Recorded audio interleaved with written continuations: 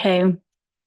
Well, good evening, everyone. Really appreciate y'all taking the time out of your evening to come to this presentation and share questions and comments related to progress on the East Downtown MRA, Metropolitan Redevelopment Area for Los Alamos. My name is Amy Bell.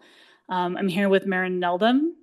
We're with a planning and landscape architecture firm called Anthropopulous. And tonight we're here in the capacity of New Mexico Main Street revitalization specialists. So when communities like Los Alamos have a local Main Street organization, the community has access to free technical assistance from the state. And so as the New Mexico Main Street Revitalization Specialists, we provide design and planning technical assistance to the over 30 Main Street communities across the state.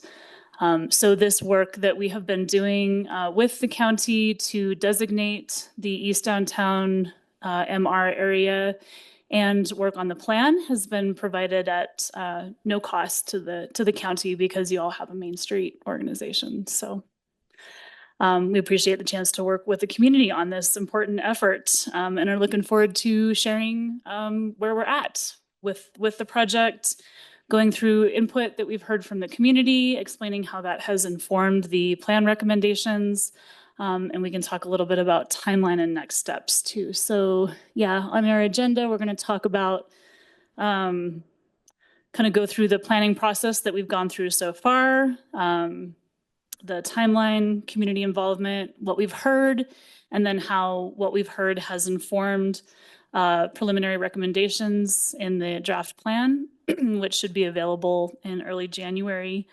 And then we'll talk a little bit about the tools that are enabled by the MRA designation and plan and potential ways that the county could leverage those tools because they have the MRA designation and plan. Next slide, please, Ellen. Thanks.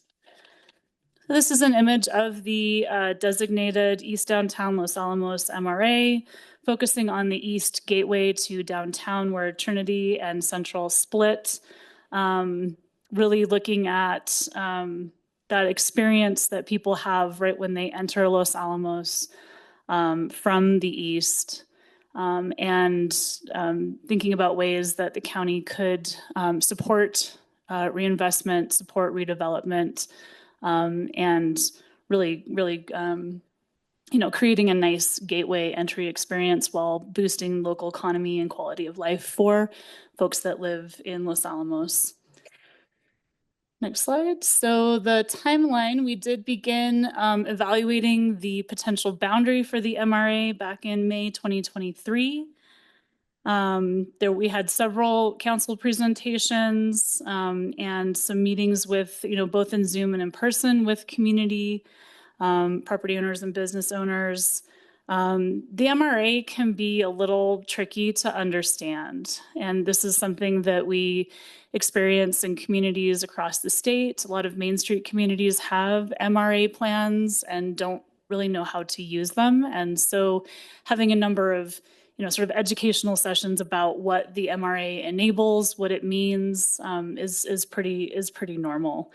And so then in February of this year, we completed the designation report, and that designation is something that was voted on by council, approved in resolution. And that's what we see in number 2 here, the public notice, and then council hearing and adoption in May 2024. We then began work on the plan portion, which is, provides the information to the county so that they can move forward with implementing the different tools that the MRA enables.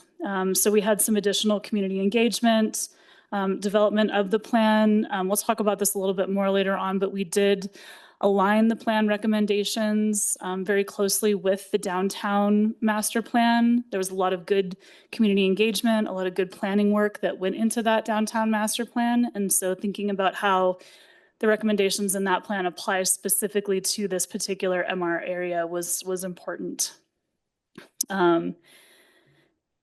Then we will be looking at public hearing and plan adoption in early 2025. There's a required public notice period before that public hearing to approve the plan. So there's usually about a month there. There's 2 public notices that are required. The second one must be 20 days before the public hearing. At that time, the draft plan is also posted and made available to the public. So there's enough time for folks to review it before the hearing. And then, of course, the last step, we want to make plans that are implementable. We don't want to make plans just to make more plans. So there's some steps that the county can take after the plan adoption that include creating an MRA implementation commission or agency and fund so that there are designated funds to support MRA projects, partnering with appropriate agencies and organizations. And then here we just like to note that the MRA planning process involves a lot of community engagement, public involvement, as will the implementation of any MRA projects. Next slide. As far as community engagement, we worked to communicate with the community, hear from the community in a number of ways, including social media, several community meetings, both on Zoom and in person and hybrid. And we had a survey that was conducted in July of this year and had 197 responses to that survey. As well as, we did spend a lot of time reviewing both the downtown master plan, other important planning documents for the county. And we always like to build on community input that we read in those plans as well. So what have we heard? Next slide. In terms of the goals and strategies from the downtown master plan that are important to community members in relation to the MR area, we want to see expanded local businesses and a strong local economy, pedestrian-oriented mixed-use downtown with retail, residential, and office development, and a variety of housing options at increased densities. So these are goals that are in the downtown master plan that are important for this MR area. The top 3 strategies that folks supported for this MR area include enabling, fostering, and directing quality downtown development to address vacant and underutilized structures and land, expanding opportunities for financial assistance to local businesses, such as grant programs and facade improvement programs, and improving street life and walkability. We have just a summary of some of the survey responses. The types of development that folks most wanted to see included entertainment options, retail, affordable housing that is also more available, open space and parks, and sidewalk, bike lanes, trails, or paths. And then the most desired businesses or services included restaurants, entertainment, clothing and gift stores, outdoor stores, and I'm thinking this means outdoor recreation stores or rentals, bookstores, and bike shop and repair. And then the top concerns that we heard from folks who responded to the survey and came to the town hall were rent affordability and barriers to development, viability of small businesses, the need for additional housing, particularly higher density and affordable housing, transparency, public accountability, MRA and administration, and the county process, using property for landfill office space, using property for parking garage development, and protecting scenic and natural beauty. So we'll talk a little bit now about, this is what we heard. We know what's in the downtown master plan. What are the preliminary recommendations that are in the MRA plan? So the vision and the development framework from the master plan are the foundation for the recommendations in the East Downtown MRA plan. The MRA plan identifies challenges specific to the designated area within the MRA boundary, highlights relevant redevelopment goals, and recommends revitalization strategies. The redevelopment tools that are enabled by the MRA increase the county's ability to implement the strategies of the downtown master plan. So this is a way for the county to help achieve those goals that were set forth in the downtown master plan.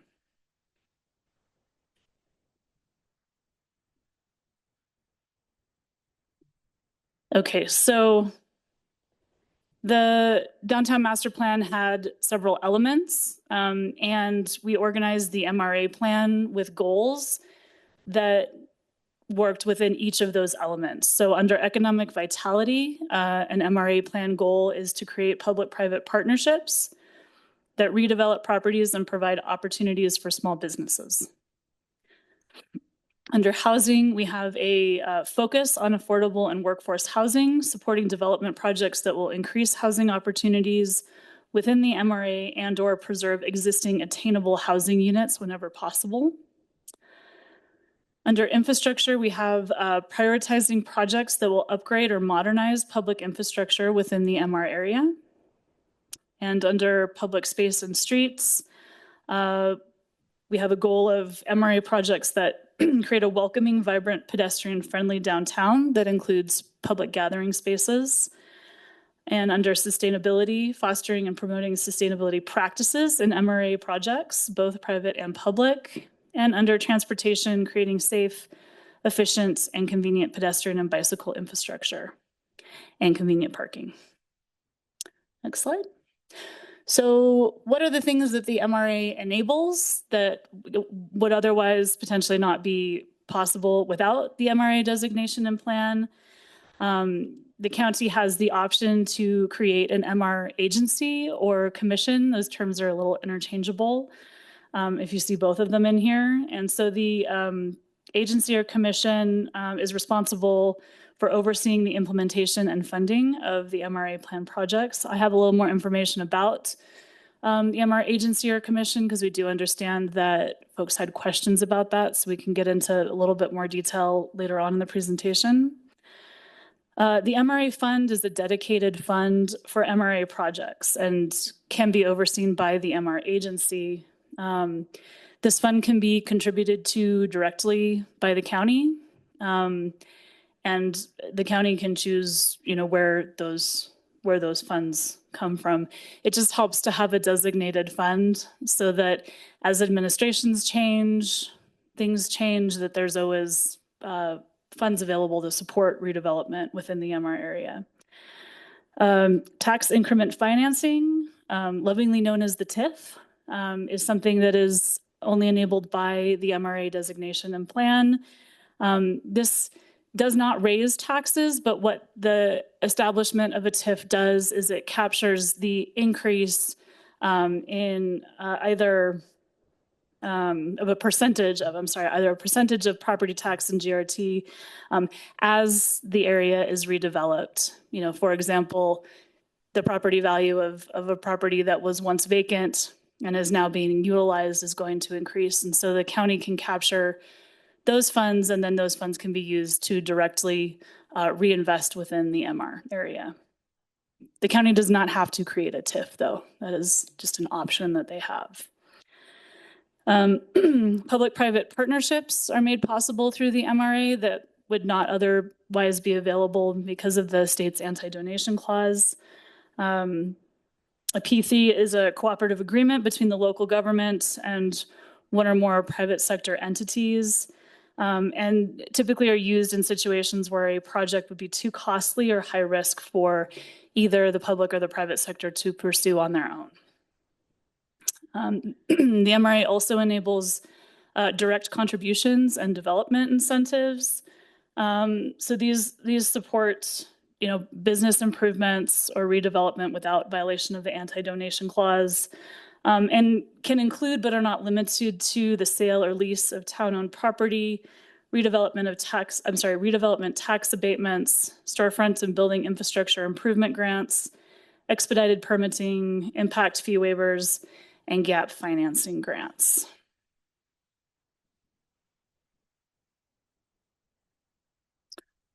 let's get through the whole presentation and then do questions if that's okay. Because we might answer the question, but if we don't, then we want you to ask it. So then the next slide here, we have the listing of the tools that I just went through, and then examples of how the county could use them. So with fee waivers, the county could encourage redevelopment through permit fee waivers, which would reduce development costs, support expedited project timelines. With tax abatements, this is a situation where the local government usually takes title of a property during a 7-year tax abatement period and then leases the property back to the developer, and is usually most beneficial in very large projects. For infrastructure improvements, the county may utilize LEDA or MRA funds to provide infrastructure improvements, to facilitate commercial building conversions, tenant refurbishment, and improve the streetscape and pedestrian environment surrounding new development. Next slide. So zoning code exemptions and changes. These are zoning code ordinances, amendments, and exceptions that could apply only to projects and properties within the MRA. For example, the county could establish requirements for new developments to incorporate a minimum number of storefront establishments on the ground floor, aimed at increasing supply and keeping rents affordable. Land banking and land conveyance. The county could acquire properties within the MRA, exchange or sell the property at fair value. And I'm not sure I mean, it's the county would have to acquire property within this MRA, so that one may not be very relevant. And then there's the option to provide direct contributions. So the county could make direct contributions to MRA projects, which could include low interest loans, lease to own, buyer building programs, facade and infrastructure improvement grant programs, or other direct contributions through development agreements.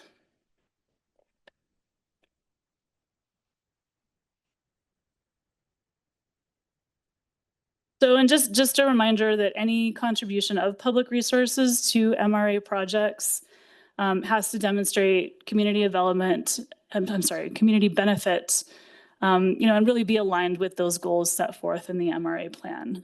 So MRA tools utilized by the county must reduce or eliminate the problems and conditions identified in the designation report, and or achieve or be consistent with the vision, goals, and strategies of the downtown master plan and the goals of the MRA plan. So implementation of the plan, next steps could include that establishment of an MR agency or commission, appointment of commissioners, and creation of an MRA fund. And then just a little more information for folks on that MRA agency or commission. This is language, directly from the state statute. Again, this is something the county may do that is enabled by the MRA. They don't have to create this commission, but they have the option to create the commission that would then have the powers to, assign funds to projects and implement MRA projects. And it's possible that that commission could be given the power to do that on their own, or it's possible to set it up so that that commission could sort of pre-approve projects that would then also have to go through county council. Next slide. And then just a little more information on how the agency or commission would be, or how that's set up. Something that I think, is interesting for folks is that, there are requirements in the statute about the number of commissioners and the term for those commissioners, which eventually ends up being 5-year terms, so that you have folks on the commission who are knowledgeable about the MRA, past projects, precedent, and how to move projects forward.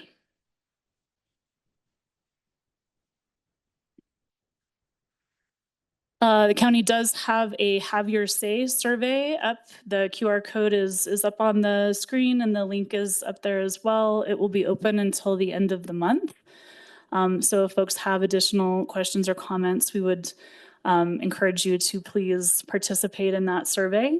We're going to be finalizing the draft of the MRA plan document, integrating feedback that we hear tonight and from the Have Your Say survey, and then finalizing that draft plan in mid-January.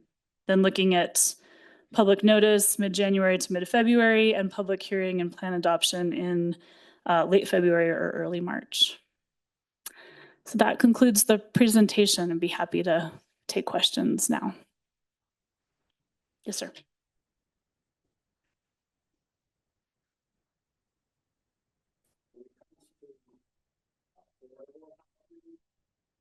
Hopefully the new council will actually understand what that means.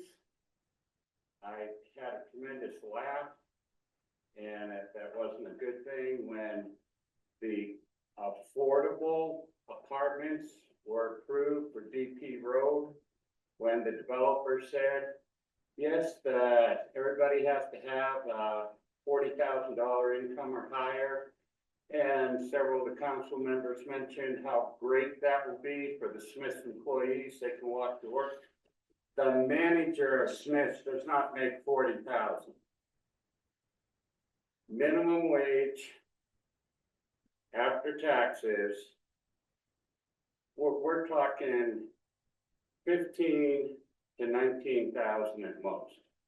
I have a neighbor, worked for Smiths for 12 years now, works full-time, after taxes, he doesn't even make 17,000 a year. So we need a council that understands we need affordable housing downtown to supply the businesses with workers that can actually afford to live here and work at our small businesses and Smiths and stuff. Because the main problem now is most of the workers come from Espanola or Milwaukee, and they get tired of making that drive. And so, and then a counselor had brought this up quite a number of years ago. The absolute best use for at least the old Smiths in the Mary Mack Center, and it's even better now that the old Hilltop was torn down and that's vacant, is a convention center. Everybody's always talking they want a convention center here that already has a dock for any trucks that would be bringing anything for a convention, nice wide open space. Now it's been empty for 8 years, so there might need to be some renovations and things. But if we made that into a convention center, the county can own a business. They just can't run it under the Constitution and the law. And so the county could own that.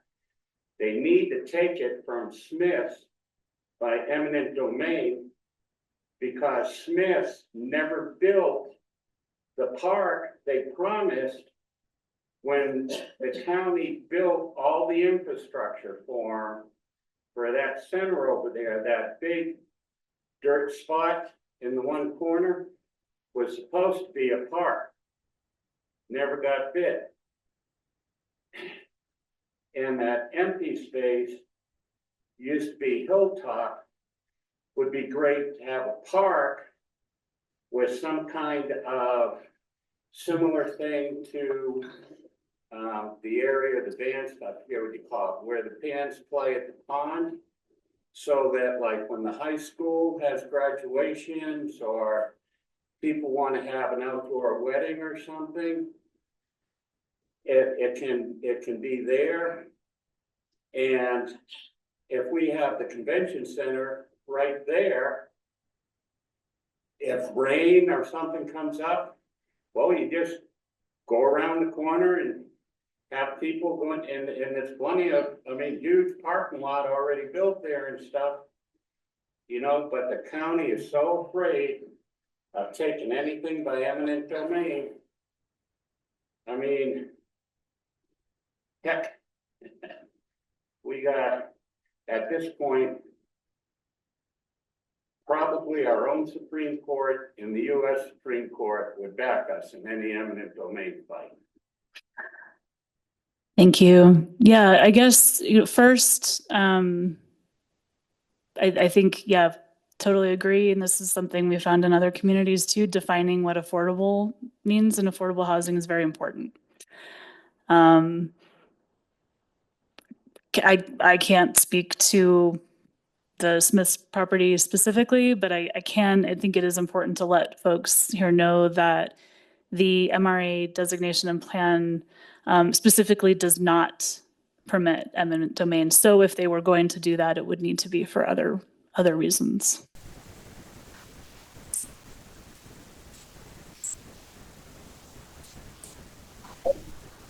As opposed to it has to be itself as exclusions. So our legal and financial tax experts have told us that you have to define the public purpose and it has to not violate anti-donation. And so you can reconcile that for me. I'm not understanding how anti-donation doesn't apply. I mean, our understanding and interpretation of the statute is that these things are possible without violating the anti-donation clause if it is within an MRA. That sounds like that might be a good sort of legal counsel to legal counsel conversation. Maren, do you want to add anything to that?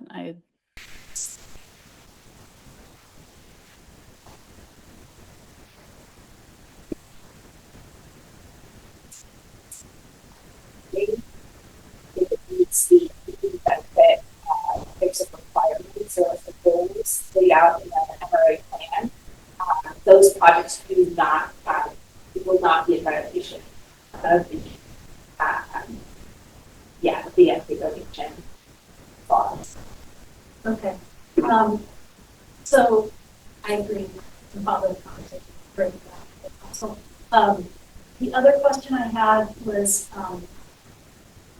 does the MRA enable the county to decide for a private landowner what they can and can't do?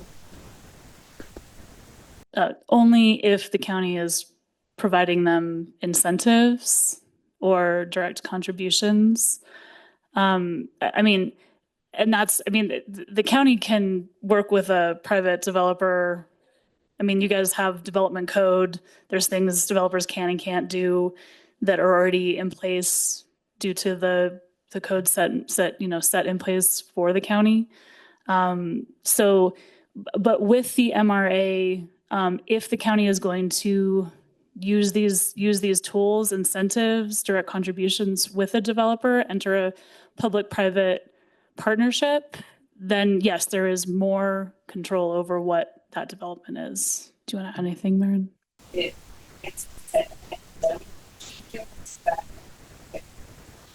council could make determinations to require certain land use requirements for that. Right. So, sure. But I think that's the only thing enabled by it. Right. Realistically, if a private developer don't have to use MRA, don't have to do something like that. It's all voluntary.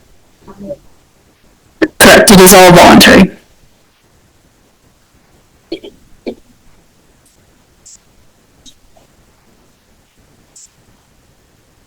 Wanting to have assistance.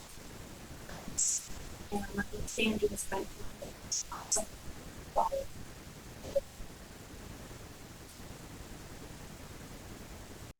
I don't know the answer to that. I'd have to look into it. I think that was a concern that we heard.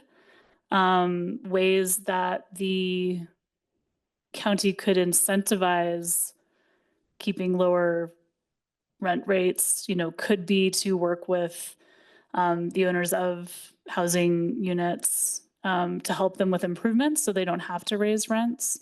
But there's not a real clear direct correlation between rent control and the MRA.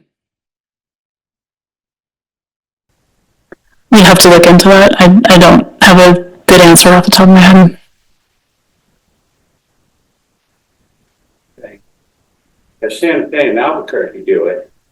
It is Los Alamos could build their own government-owned housing for workers, you know, with low income or whatever, and set a seriously low income level, like below 20,000 or something, so that there would be places for the workers downtown to live and even be able to walk to work, so they don't have to worry if their car breaks down or something, you know, or if it's snowing but the business is still open, you know.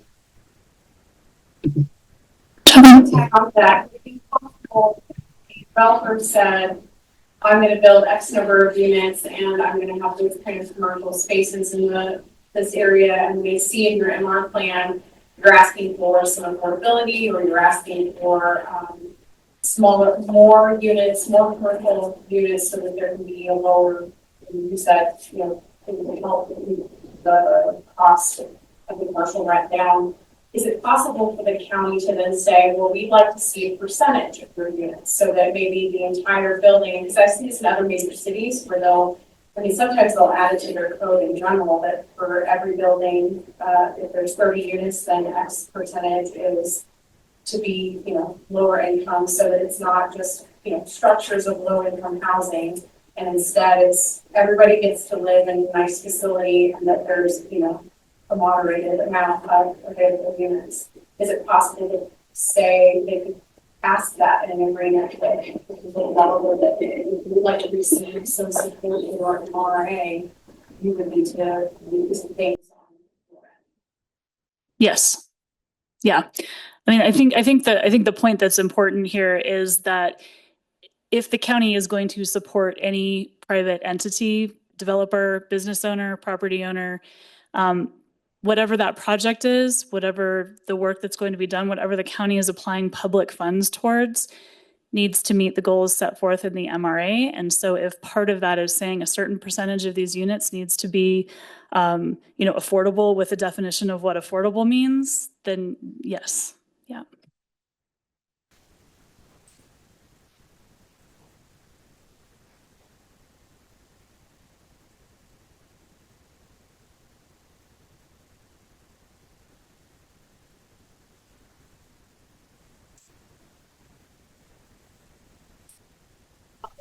So the problem we have here is it's because there's so much development. The development isn't happening for that live in. We have a burden, we have a problem with a barrier of development, and when people just making the development pencil is, you know, part of doing the MRA is to try to figure out how to overcome some of this. It's not thinking of a plan or development. I was just curious if there's a way to what you call it, especially for the market. Perhaps, yes, it can. Well, that's why I was asking for MRA through the MRA within an MRA plan, with an adopted plan. The county could make the decision to incentivize development and keep it, and it's not a requirement. It can be built into a development agreement, commercial rent. I need to know what law you're looking at, because I need to know what laws you're looking at, because I don't know. Yeah, I don't think our county attorney agrees to what you're saying. So these are the statutory, this is the statutory understanding that we've been in operation under. This is how the city of Albuquerque applies this statute. And yes, it definitely is something that you should communicate with your legal counsel about to determine how it would be applied in this context. So can you repeat your question, and then I'll repeat it?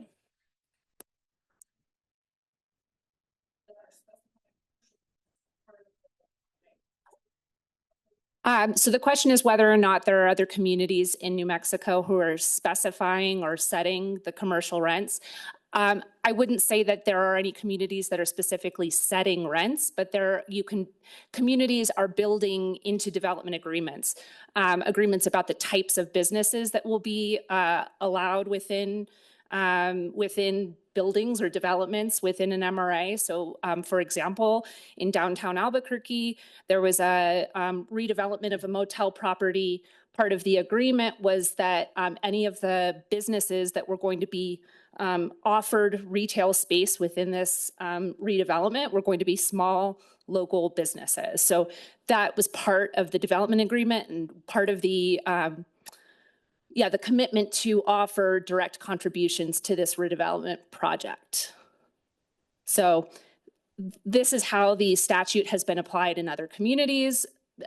Again, Los Alamos will have to determine with legal counsel what feels appropriate here.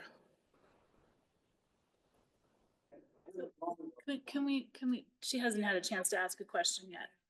Then we'll.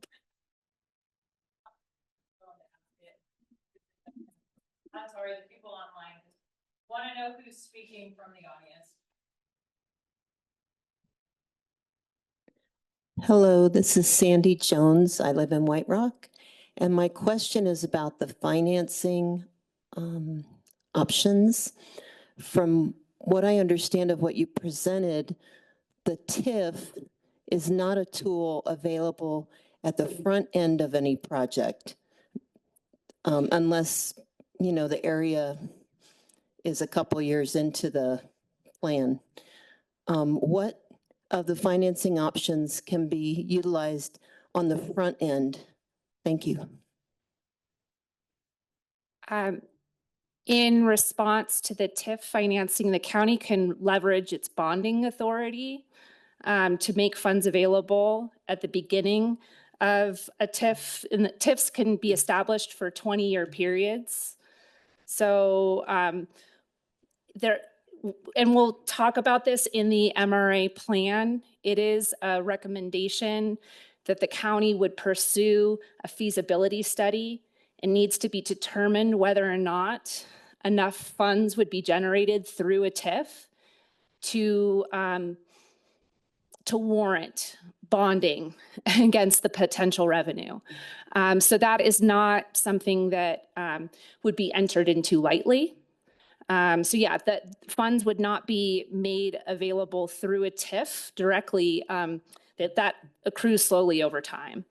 But there could be a bond that could be issued to establish funds immediately. There's a redevelop, so, and I think that these are, there's going to be a lot of language that can be reviewed in the MRA plan that explains the process for establishment of the TIF. And it's, the bonding authority is something specifically enabled by the MRA code, the redevelopment bond authority that the county would be able to leverage.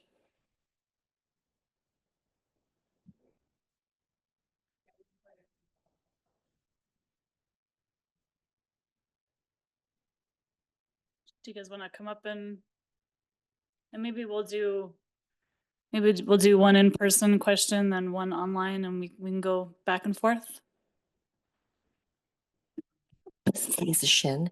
I just wanted to let you know that in Albuquerque, the city does require 20% to be affordable housing when there's MRA funds involved. So that's what I had read. I did want to ask a question about Columbus Capital's public funding request. They did request $31.9 million, and they seem to indicate that they feel like they're going to be generating enough revenue through taxes and that this would be a community benefit. And I just wondered if you have already addressed that or if you're going to, because I think it's really important. And then also I wondered if anything has been said about the MRA Commission, the city-led board that would have representatives from the small business community and people with direct experience with affordable housing and redevelopment, and if that has been addressed. I thought I saw it actually in the county agenda tomorrow, so I was encouraged by that, but I just wondered, are you going to talk about that? So, thank you. Thanks, Lisa. I don't feel like I'm in a position to be able to speak to any kind of county response to Columbus Capital's request. I don't know if there's county staff who would want to speak to that. And also, while the MRA commissioner agency is an option, I don't know if I don't think there's been a decision made about how that will move forward, but I'll let Anne answer the question.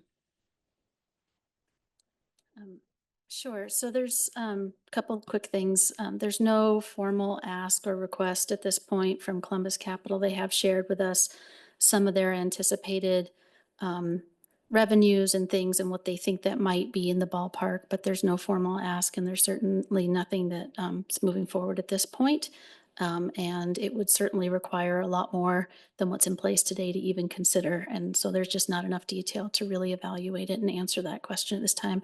I did want to give everyone a heads up. We did issue a press release just recently that we do anticipate, or we will be pulling this discussion from tomorrow night's council meeting because the consultant's not available and because the draft plan's not available yet. So we'll be putting that on the agenda when the draft plan is ready. It's just another opportunity to get that word out. So thanks.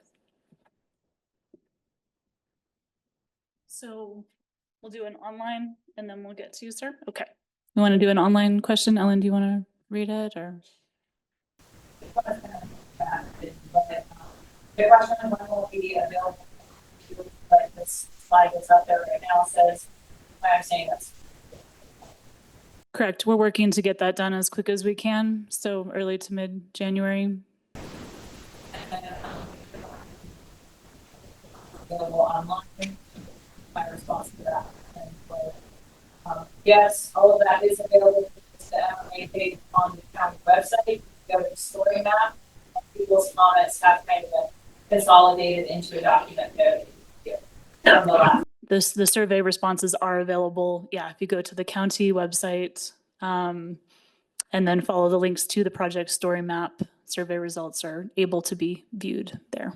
Yeah. You want to come up? Now I got to try to use my indoor voice, as people are always telling me, since I'm not talking from the gallery.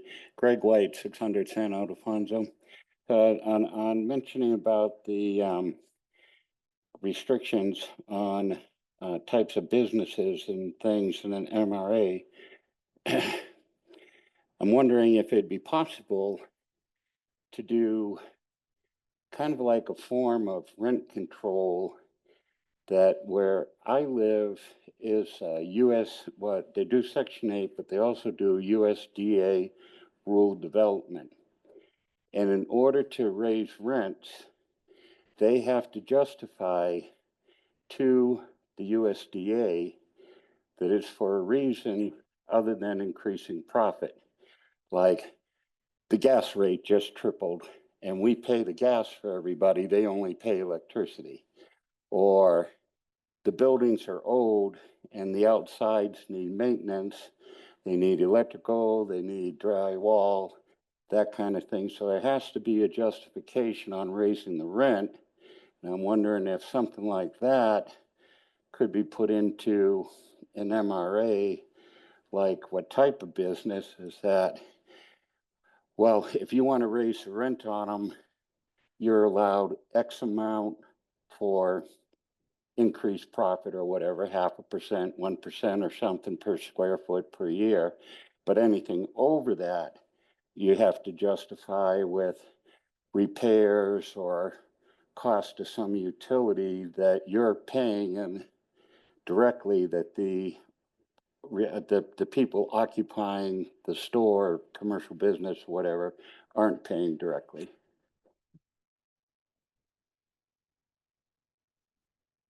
So those are not requirements that would be part of the MRA plan or plan recommendations specifically, but they could potentially be included in a development agreement. So that's kind of a few steps down the line. But if the county were going to enter into a development agreement and provide incentives or contributions to said developer, the stipulations within that development agreement could potentially include something like that. We'll do one online. Okay. Is there anyone online who actually wants to speak and ask a question? I know Kevin has quite a few that we can address if not.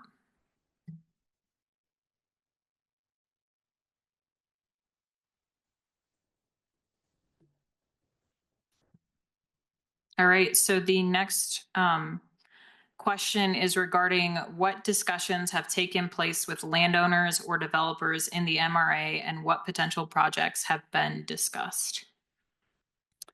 So I believe we had at least one, I think we had multiple, Jacqueline, we had multiple Zoom meetings with property and landowners. Letters have been sent to all of the property owners within the MRA.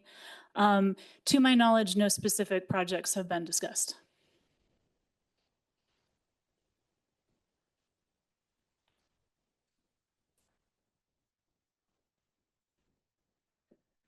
Hi, I'm Anna Delane. I own a local business here in town and I am a property owner as well. I apologize that I was late. I had to run home and feed my dog.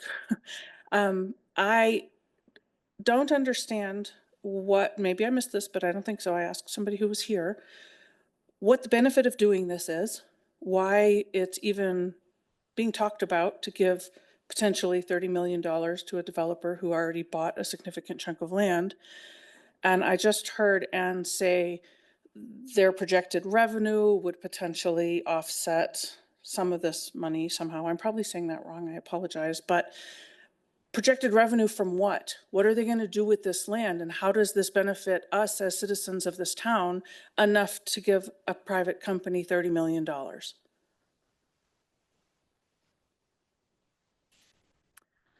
So I can't speak to the particular development, $30 million. Generally, the reason for MRA designations and plans in the state is to allow the local government to have more flexibility to support redevelopment projects. And we have seen that the anti-donation clause can be a significant barrier to government support of downtown redevelopment. And so that is our understanding of why the state has the MRA statute.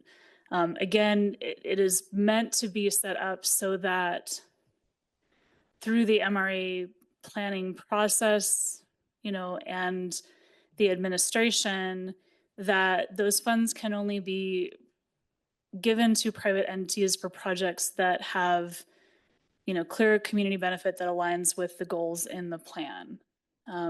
So that's our like general understanding for the benefit of the MRA. I just wanted to clarify, when I say projected revenues, it was their property tax and GRT revenues. I think it was like actually over 30, not the 20 years that's limited by the MRA and the tax, if there was a tax district, but we don't have the MRA plan adopted yet.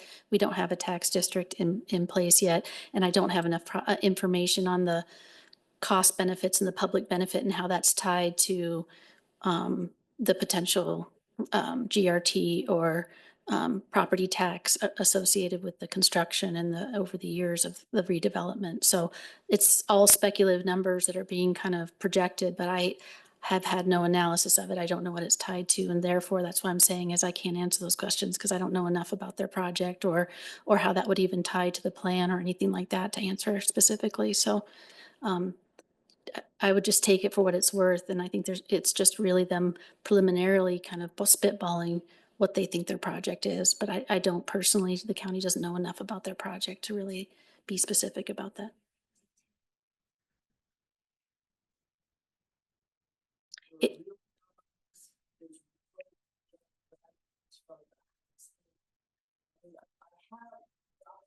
No, I know. I gave them to you. It's conceptual. I mean, maybe speculative is not the right word. Conceptual, because the developer has not done detailed design documents, has not broke it down to different elements of the project that the county could potentially as a public amenity or any of that stuff. So I don't have any of that information. That's what I'm saying is there's no ask being considered. We get asked a lot what's going on with the development and what the status is. And so we inquire. They talk to us about what the status is within the MRA. But if there is no ask, if there was, I'd be moving it forward.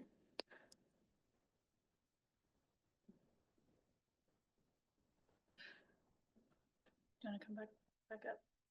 Follow up, sorry. Get your steps in. I messed up knee. Okay, so first of all, I don't know who you are. Could you just quickly tell me? Sure, and that I did. I know, I yeah. missed it. I apologize. My name's Amy Bell. I work with a landscape architecture and planning firm that is a consultant with the state Main Street program. Oh, okay. And so we provide free design and planning technical assistance to Main Street communities who request those services. Cool. So I thought I was about to ask the right question of you. So is this the typical way this goes, that we don't know any details, but we go ahead and throw an MRA in place in community because we think they might need help financially to do it?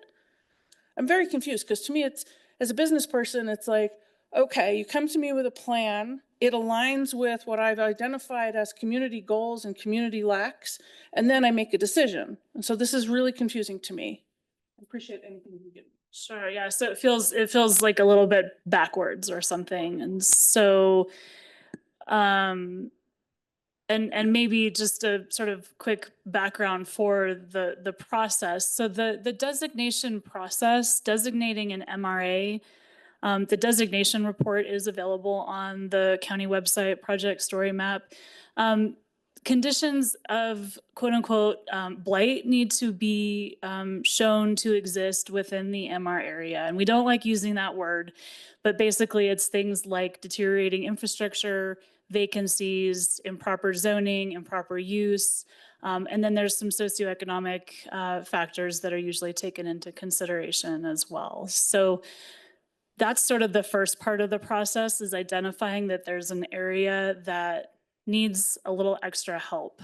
And so that was the process in looking at this east part of downtown Los Alamos to say this area, not the Merrimack specifically, it is a large part of that area, but we are looking at the whole east gateway to downtown, saying this area needs a little extra help. And the county wanted to move forward with steps to give them more flexibility to support development improvements within that area. So they're really, I mean, it so happens that developer is working on plans for that property, but they're separate processes. And I think if, the county were to move forward with any sort of agreement with that developer, often, and I think most times before any projects of that scale take place, there's an RFP that's put out.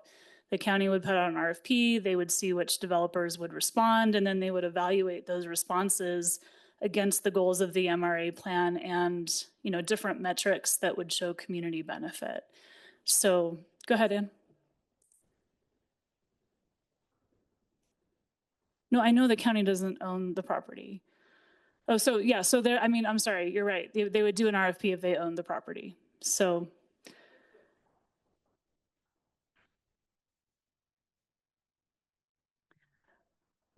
Right, for projects that, projects where they might provide an incentive or a contribution. Yeah. Does that help? Not really.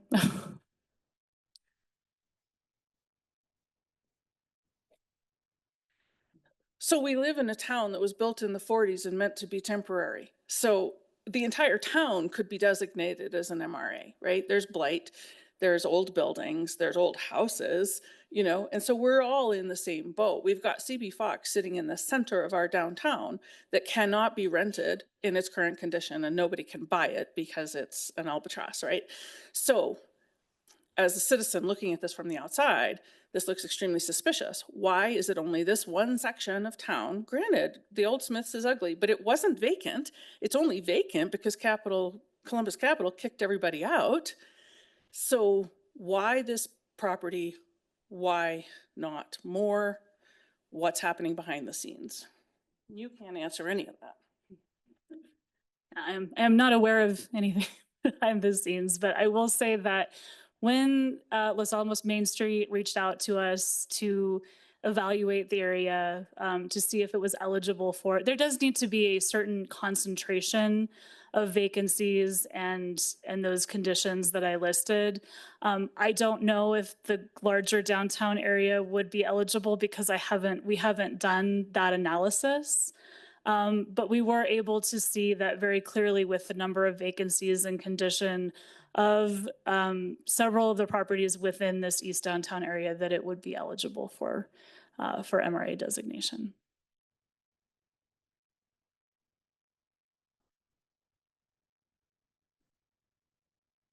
So Jacqueline just clarified that Columbus Capital did not own the property when we started this process. Ellen, should we go to another online question?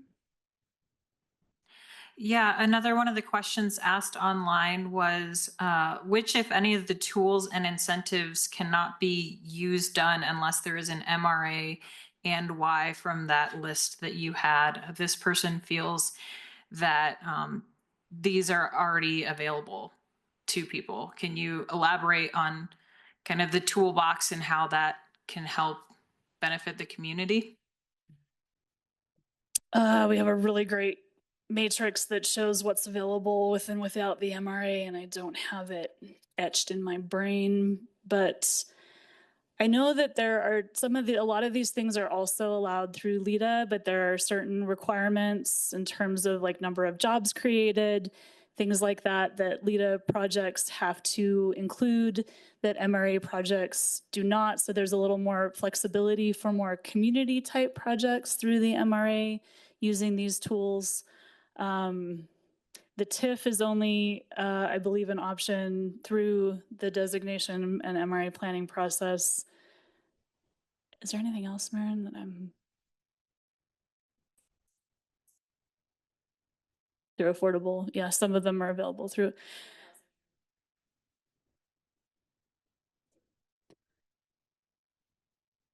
Anti-donation, yeah. So the application, I mean, affordable housing or LEDA, but again, those are, more specific types of projects where the MRA allows that flexibility with a greater range of types of projects.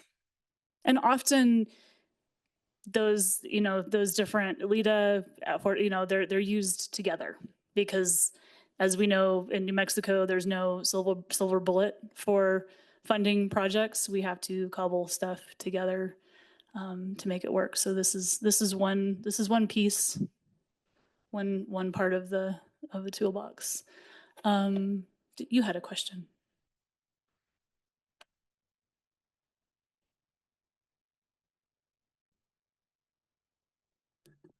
Denise Durkis, County Council Chair. So this is not a question, just a clarification. The MRA in, the county approved an MRA in White Rock several years ago. I'm going to say about 3 years ago. So this is not a new concept in the county. And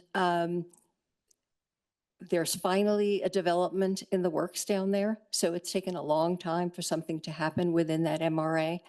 But I also wanted to clarify, and it was already stated that Columbus Capital did not own that property when the MRA was first considered. So the two are not connected. They just happen to currently own a large parcel within the MRA. Previously, it was owned by Kroger Corporation. So I just wanted to clarify that this MRA is not being established to benefit Columbus Capital. They just happen to own a large parcel within the MRA district. That's all I wanted to say. That's correct. In case people didn't hear the question, it was Columbus Capital bought the entire MRA, I'm sorry, the entire Kroger property.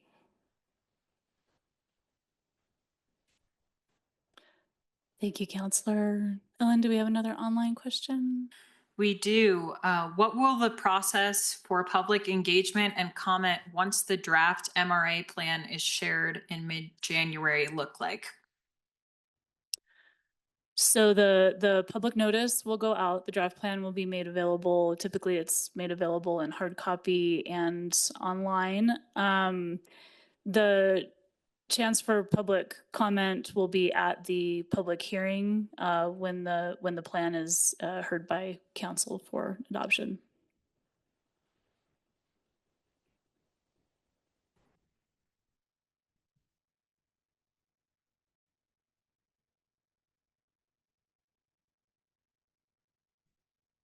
David Hampton, White Rock.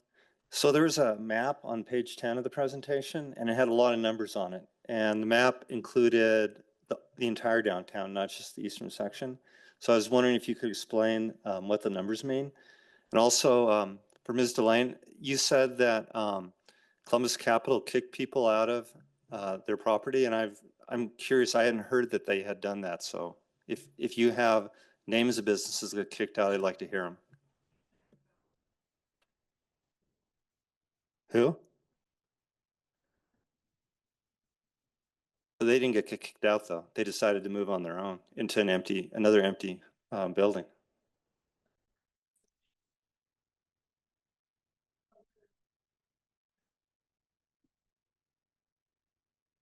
I'm just saying they didn't get kicked out. So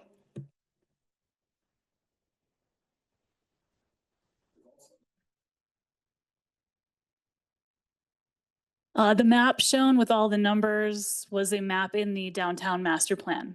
And the numbers are probably keyed notes to particular recommendations or projects in the downtown master plan. The development framework. So that's it. That slide was where we were talking about how the MRA plan is building from the downtown master plan and working within the goals and the frameworks that were developed as part of that plan. So we just included that image there.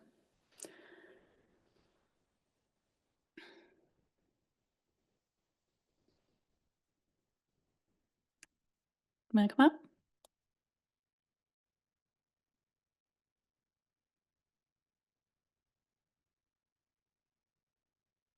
Greg White again. So I wasn't aware Columbus Capital had bought that. Made my comment earlier about the eminent domain thing. So just to clarify, as I understand it, so basically, other than that office building up front with Lisa's office and ice cream store and stuff, the rest of that is what Columbus Capital bought.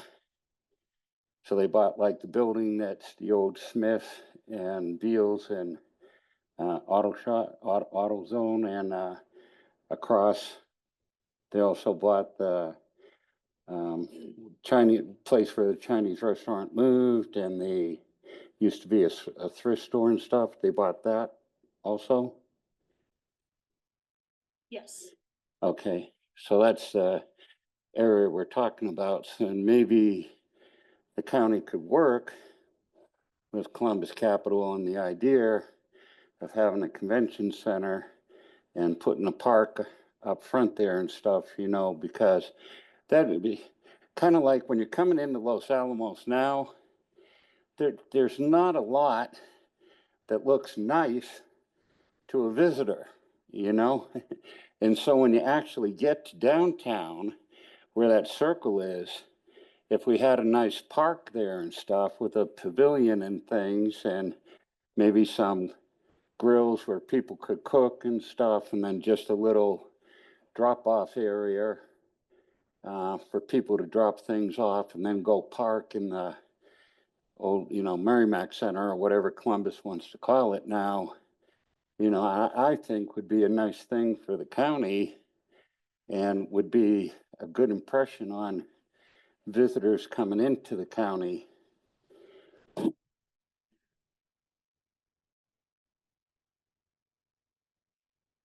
Thank you. Anne, did you want to follow up? So I just want to clarify where the former Hilltop House is, that's actually not Columbus Capital, that is Innovation Triangle. They have plans to redevelop that for housing office type space. And then my understanding is Columbus Capital's focus is really going to be a mix of housing and retail and things that are, they've got a business plan around that. Something like a park would not be income generating or revenue generating for the developer, and certainly wouldn't be for, so that wouldn't necessarily qualify for like a LEDA or anything like that. So we would have to they'd be having to be willing to sell it to us for that purpose, and the county would have to develop it and maintain it.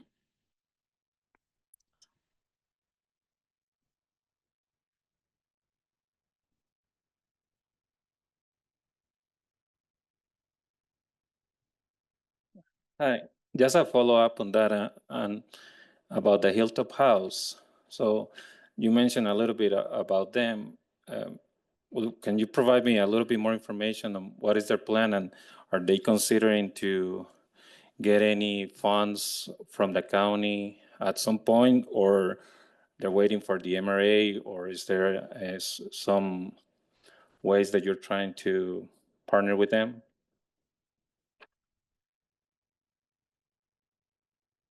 I have not, myself, I haven't sat down and talked to them. I understand they've come in and spoken to planning and economic development staff about some preliminary application. They're planning on doing a site plan application, but they haven't completed it, I don't believe. So we're not, is that right, Shanna, that we're not processing yet?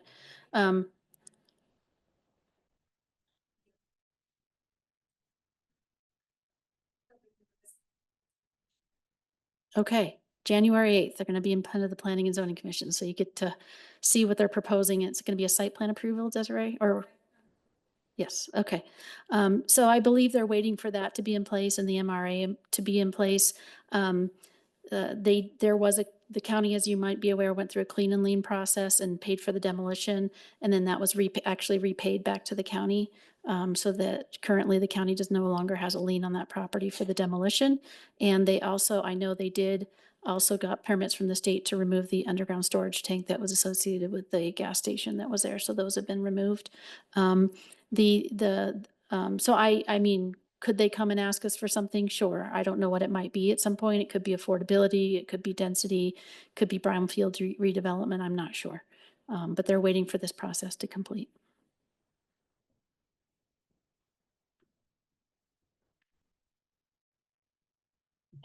So thank you. So, I think the feeling is that, there is a big company that is benefiting out of this. You guys mentioned that you send emails to the other properties and they haven't shown any interest of any potential use of funds for improvements. Is that correct? No specific projects. Yeah. And also, I think the concern with that there is other places in Los Alamos that could benefit to be in those boundaries. Is that something that might be considered to expand? And just maybe another question. I know that White Rock, you mentioned that there is a development happening. Can you provide more information about the development in White Rock? And also, again, that is there process from what you're doing or what is the your consultation to provide processes and information about these tools, so they are so there is a process for all these tools that might be available in the MRA to the county.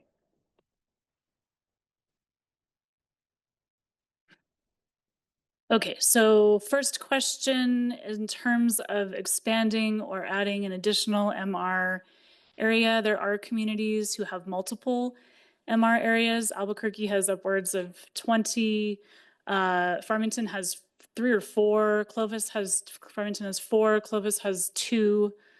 And the county may expand the MR boundary by resolution. So that is an option. Second question, I cannot speak to the development in White Rock. I don't know if there's someone from the county who can.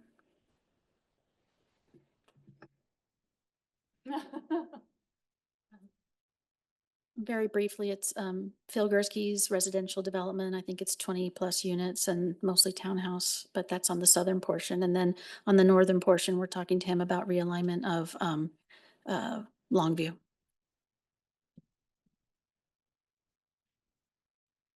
So then I guess for the third question, there's very detailed information about what is allowed through the MRA in the state statute.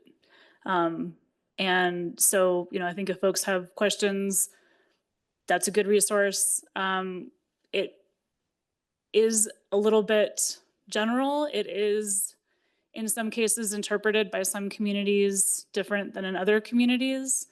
That was done, my understanding is on purpose, because different communities have different needs and will use the MRA and its tools differently based on their specific situation.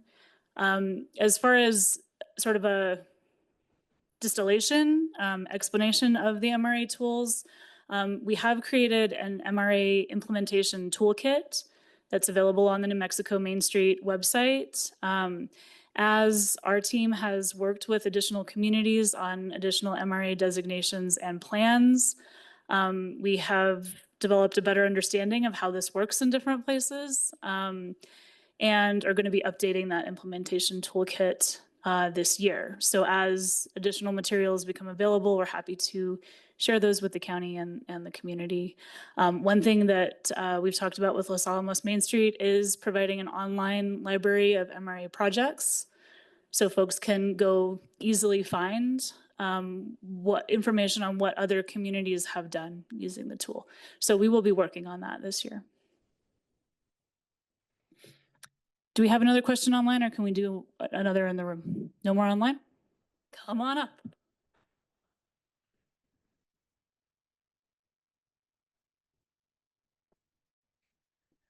I'm looking at a piece of paper that was handed to me by Lisa Shin. It says funding request phase 1, affordable housing, 10%, 32 units, projected cost, $140 million. Total funding request, 31,893,029. Conference space, 5,000 square feet at 36 per square foot per year. Public amenities, conference space, street dedication, bus terminal, community room, public parking. My question is, what is this, and why isn't this being talked about in terms of an MRA if this is what the public benefit is?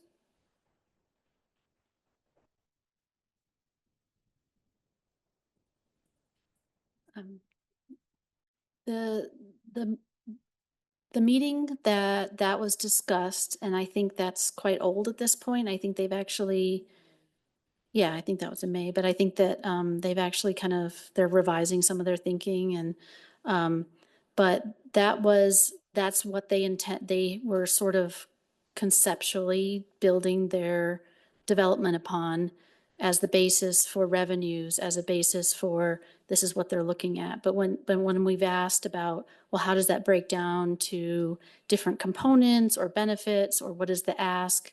None of that's been able to be prepared because they're just not ready to dive into the detail yet. And the county, in order to consider some sort of tax district or some sort of reinvestment of tax revenues that we get from that development, A, we would have to have a tax district, which we don't at this point, and B, I'm gonna let you describe that, but because you described it earlier in the presentation. Well, that's okay. I just don't want to misspeak because I don't want to be the expert on the tax district. But if that were in place, the idea would be that that tax revenue generated could be reinvested or bonded, use the bonding capacity of the county to reinvest up front, and then it gets paid back as those revenues come in. But we would have to, we've run that by, we would have to have a lot more detail and run that by our tax experts, and we would have to have some guarantee and some sort of assessment of the feasibility that revenue would really come in as described earlier, and that we haven't even started that process because it's not even close to really being enough detail to be able to be analyzed independently.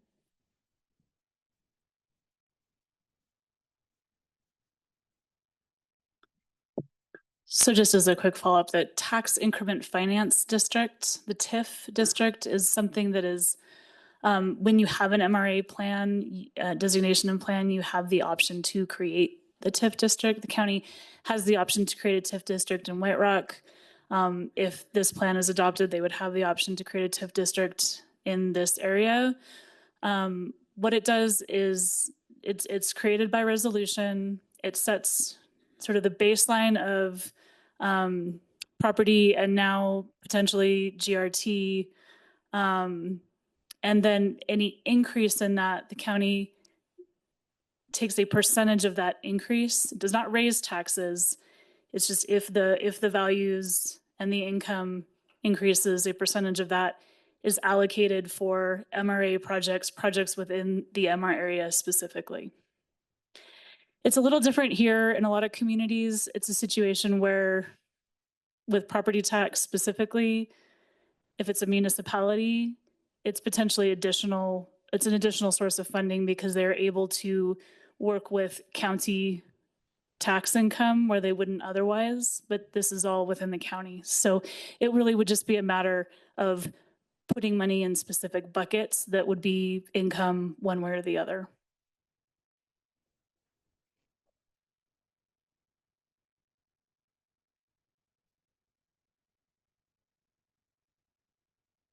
I guess I just find it really hard to believe that this MRA is not being set up specifically to help Columbus Capital, because they're the ones that own the Old Smiths. They're the ones that own Merrimack. You want to be able to give money. They've already done a public funding request. So you're setting this up to benefit one private entity. I'm also really concerned about the lack of transparency. You know, Ann just said there's an updated plan. Are we going to see it? I got that from my IPRA in May. I'd like to see that updated plan. You said they've revised it. Why can't the public see it? There's supposed to be a presentation before P&Z. Why can't the public see that plan? Are we going to be surprised and we don't get any input or knowledge?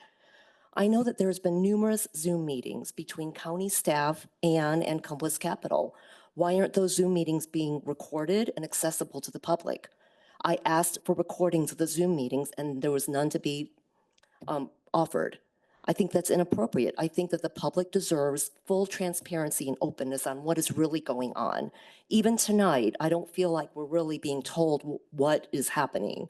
It's all smokescreen. I don't really know what is happening with Columbus Capital. Do you plan to give them 31 million? If not, what else are you going to give them?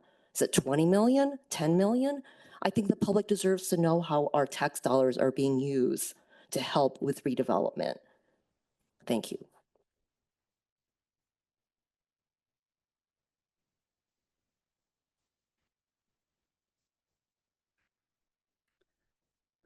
So again, can't speak to any of that, although, I mean, it's my understanding, I mean, the MRA is not in place and I don't know of the county making any agreements.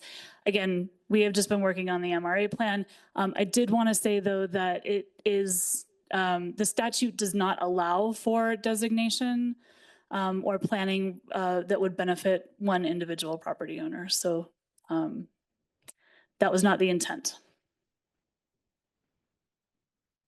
We do have another online question, and that was, is it required to have an MRA to have a TIF district, or can you elaborate what is needed to create one? So you have to have the MRA designation and plan, and then the TIF is created by resolution. So it would be voted on by county council.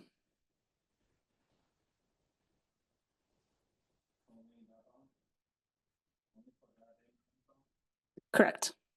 So the TIF would only apply within the MR area. The boundary of the TIF is the same as the MR area. Did you want to come up?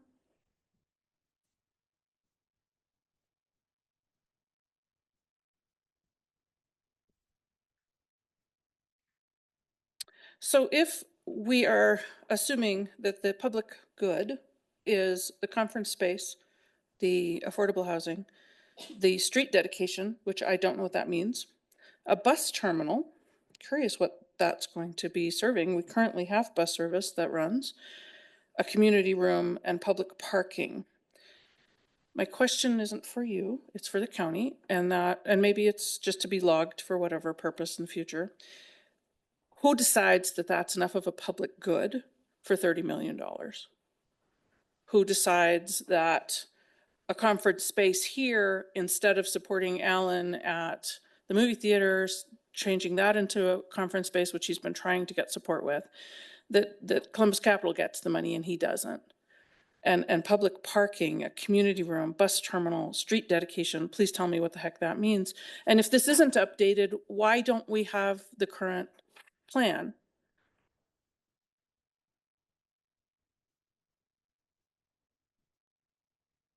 Okay, I'd like this to be the last one I answer because I think we're off track a little bit from the purpose of this meeting. The reason that I mentioned it's been updated. I don't have it. I know that the developer's working on making changes. We've asked a lot of questions that we would need to know answers to at some point. We don't have those answers. So I don't have it. I'm just saying I know they've moved in different directions. They're looking at different options, and I don't know where they're landing. So that's what I'm saying is things are changing, things are being updated. What was the other question? Oh, what the public benefit and how that would happen. So there would have to be a plan in place. There would have to be some connection between whatever's being asked for meets the intent of the plan. And there would have to be some analysis of the benefit to the ask. And then it would have to be a development agreement that went in front of council and have to be approved as a separate development agreement. It would be very similar to a process that we already currently use for LIDA. In fact, in many ways, there's a lot of these things we can do without MRA. I just think the MRA gives us a plan and the ability to basically identify an area that the community has said. And if you look at our national community survey results, vacant property, redevelopment of those always comes back as a really high priority that the community would like to see redevelopment. So that's why I think this initiative was started. It wasn't started by the county. This consultant's not the county's, nor is they paid by the counties. So I just want to try to answer your questions best I can, though.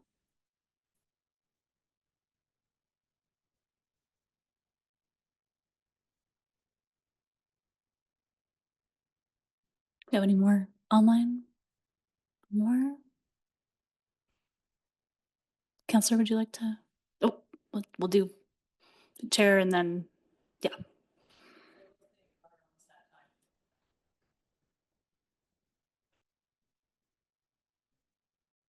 I just wanted to clarify the question of blight, and please correct me if I'm not correct on this. But one of the key criteria for establishing an MRA is blight, i.e. vacancies. Is that correct?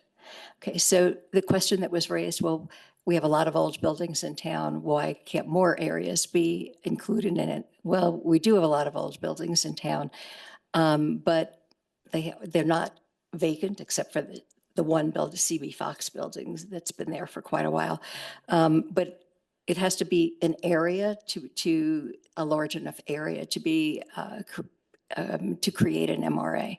So we couldn't declare that the whole downtown area is an MRA. It's occupied. There are businesses there. So perhaps you could say a little bit more about the criteria of blight to distinguish between old areas that need improvements versus actual blighted areas and vacancies.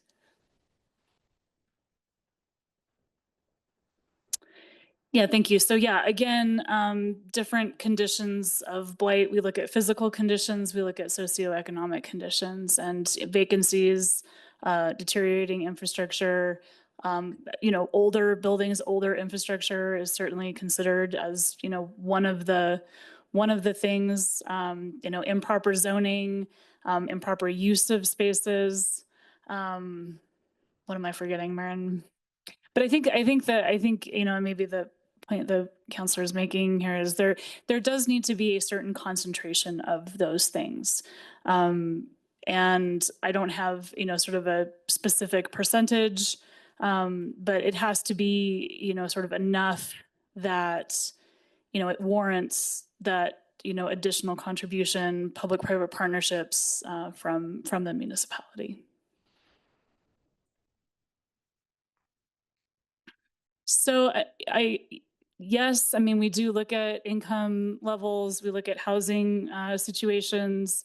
I know something that we did look at for Los Alamos is that the number of housing units has not increased in the past, I forget how many years. One of the things that is a little challenging with socioeconomic indicators for this particular area is it is small. It is a small area compared to other MRAs, which in other communities, may be larger areas, but their downtowns exhibit, much more widespread conditions of blight. I don't want to call any communities out, but there's communities that are in a lot worse shape. Any other? Oh, you had one more. I'm sorry. Come on up.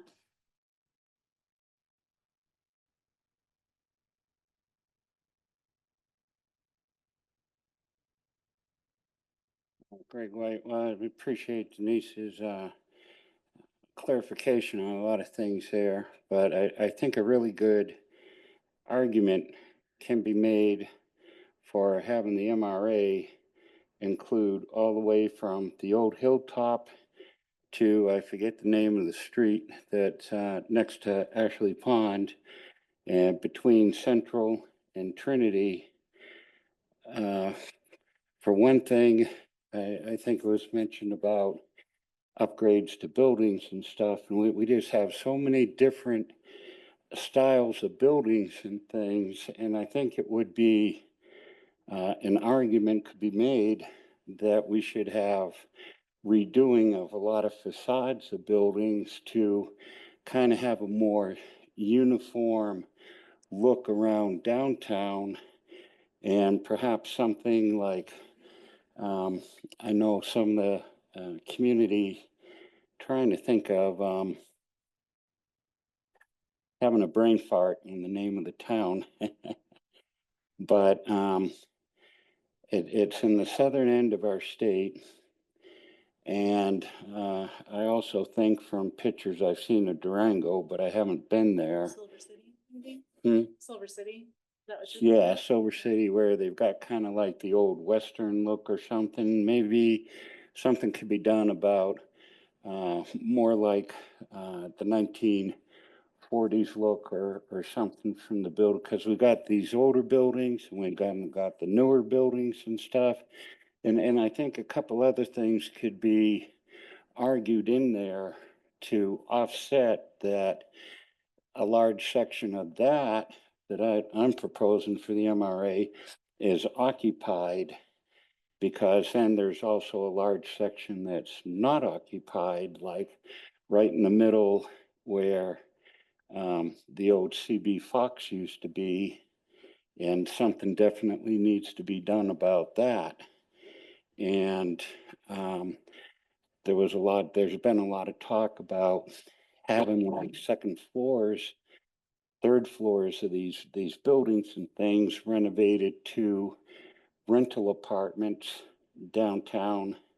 So I think you could put together a really good argument to have the MRA cover that whole area and get a more kind of uniform look to downtown. And it would seem, I think, to visitors to look less industrial if we did that, with all these different modern buildings with the older buildings, and be kind of a more seem like welcoming downtown. Really make a downtown that maybe people were used to when I was a child, like in the 1960s, 1970s, where, downtown felt like some place for everybody to just go and congregate and, have a soda at the old 5 and dime Woolworths, and that kind of thing, Thank you. I think we have time for one more question, and then the online recording is going to end. So yeah, go ahead.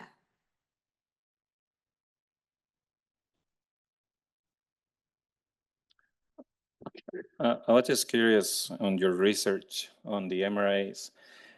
How many of those the board is by the county or by multiple people of the community? Do you know that answer? The MRA board that is going to oversee how to use these funds? Sure, yeah. So by statute, the commission must, I believe that commissioners must live within the local government area. So any commissioners on a potential MRA commission for East Downtown, MRA, or White Rock would have to reside within the county. Does that answer your question? Well, do you know what is the usual in other towns, how they do it? If it by, what is the percentages between just county or multiple people in the community? So there's unfortunately not a lot of other MRA boards or commissions to look at. Farmington has one. And Albuquerque uses their development commission as theirs. Santa Fe, I believe, has, they have created an MRA board or commission. I do think that I remember when they did the call, I think there were certain requirements for different characteristics or backgrounds for different commissioners. I don't remember specifically what that is. Does Clovis have one? Okay. Yeah. So I don't know if we have enough data. I'm sorry. The other question, it is, in your knowledge, does the MRA improves or helps or the LIDA process in any way? Does it give any benefits? Because again, we agree that the county can use LIDA right now and it doesn't need to be in with the MRA. Does the MRA helps in some way the LIDA, or there is no difference as it is right now? So my understanding is that, LIDA projects have certain requirements. You have to, I think, create additional certain percentage or number of jobs. There has to be they support certain types of businesses where the MRA has. There's a lot more projects that are eligible for support through the MRA than through LIDA. We do, there are projects that use both. And then my last question is that, is there any consideration for local businesses in this MRA? How, maybe local businesses might be impacted by this, or also in some potential negotiations with Columbus Capital that maybe existing local businesses that are having challenges with properties to be considered or to give consideration to them? Yeah, so I'm pretty sure that one of the goals here for the MRA plan does call out support for local or small businesses or the strategies. So, certainly I think that that is a goal, and that is supporting small businesses is something that the county will be able to do, with the tools that are enabled by the MRA. Whether or not the Mary Mac, the new development in there includes that, again, I think a lot of that is down the road and to be determined. As Anne said, a plan has to be in place first, and then there would be, negotiations and a development agreement, all of which I'm sure would be, available for public reviews. So, yeah. Thank you all for coming tonight. Thanks for staying late. We appreciate you. We appreciate your questions and your comments, and look forward to being able to share the draft plan with everyone. So thank you.